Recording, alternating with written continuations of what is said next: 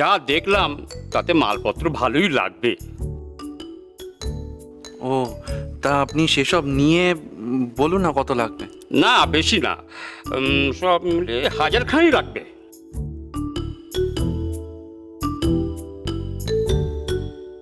সে কি 1000 টাকা? না না দাদা, আপনি একটু ঠিকঠাক করে কম করে বলুন না। কি করে কমাবো দাদা, বাজার দর তো জানেন, কমাবার জায়গা নেই। ঠিক আছে, আপনি এক কাজ করুন, 950 দিয়ে দেবেন। না না, অতও পারবো না, আপনি ঠিক করে বলুন। দাদা, বাজারে আলু পটলের খবর রাখেন? তাহলে ভাই খানিক আলু পটলে তুমি নিও। 1000 টাকা নিচ্ছে এই কাজ রাখতে। তুমি এসো, ওই 1000 টাকার কাজ না আমার বড় বৌমা বিনি পয়সা সেরে দিয়েছে। আর শোনো, ভুলেও কখন এই শান্তি সুধা লেনের দিকে এসো না। মা, তার মানে এখন থেকে পাড়ায় যত ট্যাঙ্কি খারাপ হবে সব বদ্দি ঠিক করবে?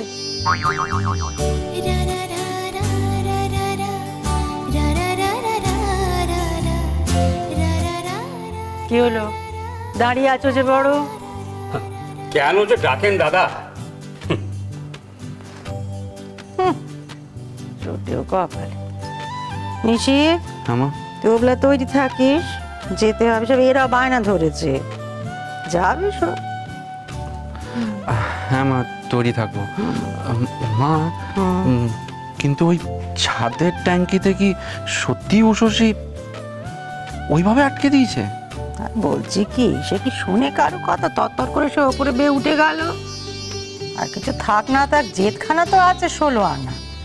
বাপরে বাপ, ওই চিলেকোটা ছাদের উপরে মারে বা।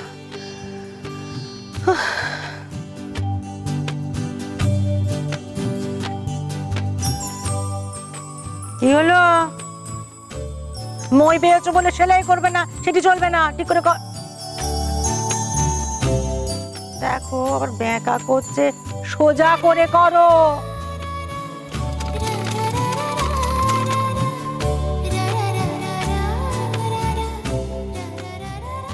মাকে বলবো নাইট কলেজের কথাটা?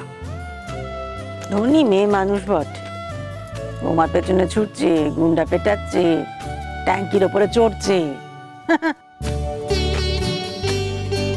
পুরুষ মানুষদের মুখে করে ঝামা ঘষে দিচ্ছে। আর তো তোর ভাই শ্যামুলো ফেল করলো, জানিস তো? কি হলো, কি হাত নড়ছে না কেন? কিছু খাওনি? মা, তুমি শুধু শুধুই চেষ্টা করছো। আর তবু আমি চেষ্টাটা চালিয়ে যাব। মা, সোমা তো ঠিক কথাই বলছে।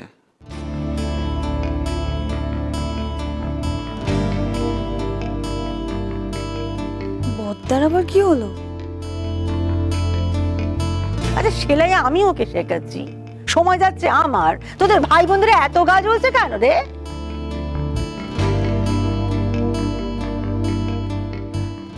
না মা, আমি সে কথা বলছি না। আসলে দেখো না কি অদ্ভুত ব্যাপার, এই যে তুমি এতদিন ধরে ওকে সেলাই শেখাচ্ছ, কিন্তু পারছে না। ঘরের কাজটাও ঠিক করে করতে পারে না। আর রান্না বান্না তো ছেড়েই দাও। তুমি ঠিকই বলো মা।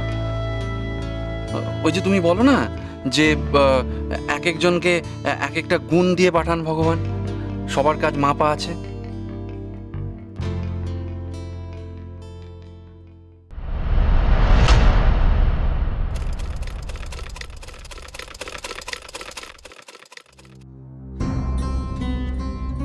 যে গুণটা মানুষ নিয়ে আসে সেটা যদি দেখানোর সুযোগ পায়, তবেই না সে বড় কিছু করতে পারে,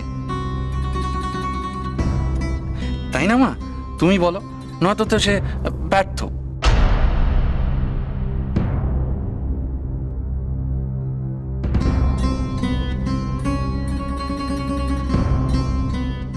এই আমাকেই দেখো না, আমাকে যদি এখন কেউ বলে গান গাইতে, আমি কি পারবো? আমি তো ওই মিষ্টিটাই বানাতে পারবো।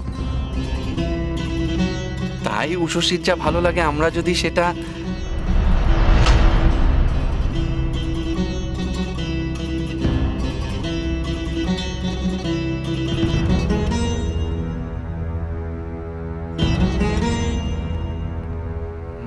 না, মানে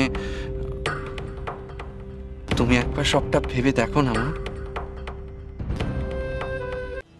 তুমি একবার সবটা ভেবে দেখো না মা।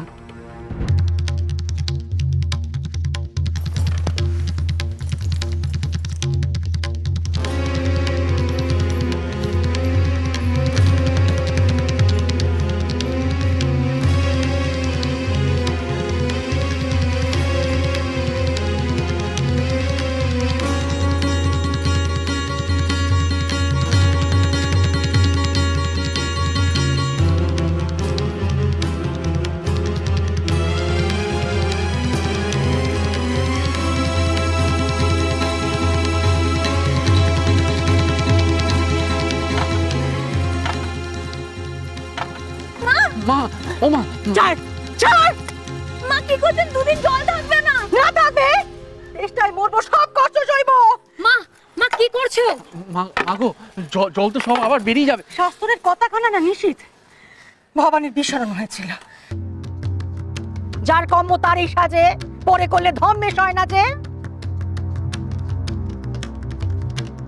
কলের মিস্ত্রিকে খবর দে। মাগো, ও মা, মা তুমি কেন অমন করছো?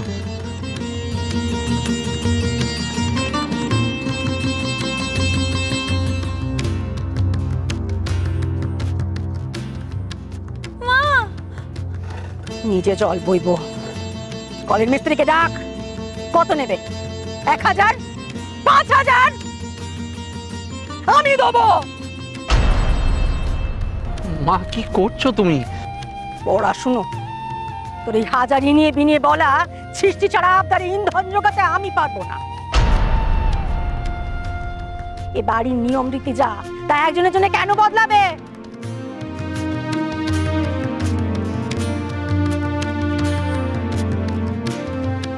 তোর বউ ঘরের কাজ পারে না, আমি শিখিয়ে দেবো। সেলাই পারে না, আমি বুনো দেবো। হেঁচে ফেলতে পারে না, সেরকম বলে আমি উপোস দেবো। তবু তাকে সব শিখিয়ে নেবো, বকুনি দেবো, তবু হাল ছাড়বো না, সব শেখাবো তাকে। আমার বানানো সোয়েটার নষ্ট করে দিলে আমি শুয়ে নেবো। 4 দেয়ালের মধ্যে যা করবে সব মেনে নেবো, কিন্তু এই বাড়ির নিয়ম নষ্ট করবে, এই সংসারের নিয়ম নষ্ট করবে, এ আমি হতে দেবো না। মা, তুমি নিচে চলো। সস্তা থেকে সব দেখি নিশ্চিত তোর বউকে কালিচে পড়ানোর স্বাদ, হ্যাঁ, পুলিশ হওয়ানোর স্বাদ এই ভবানী বেঁচে থাকতে কোনোদিন হবে না। আমার মরা শরীরের উপর দিয়েও করতে যাচ্ছে জানো।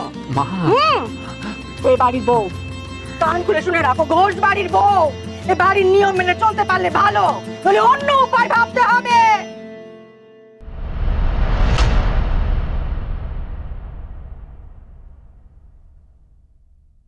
আমি যেন এ বাড়িতে কারোর মুখে বড় বৌমার নেকা পড়া নিয়ে কোনো কথা না শুনি।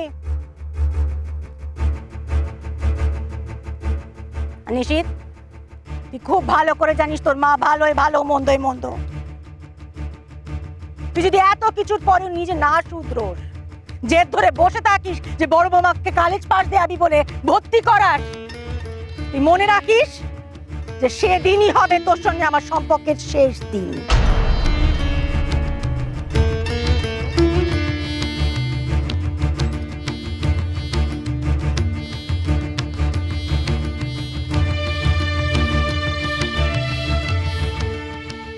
যেদিন সবটা জানাজানি হয়ে যাবে সেদিন আমরা কোথায় দাঁড়াবো? অগ্নি সাক্ষী রেখে আমি তোমায় যেদিন গ্রহণ করেছিলাম, সেদিনই আমি প্রতিজ্ঞা করেছিলাম যে আমি তোমার সব স্বপ্ন পূরণ করব। আর মা, তুমি পড়াশোনা করছো বলে যতটা আনন্দ হচ্ছে, মায়ের কাছে গোপন করে ততটাই কষ্ট হচ্ছে, কিন্তু তবুও আমি এটা করব।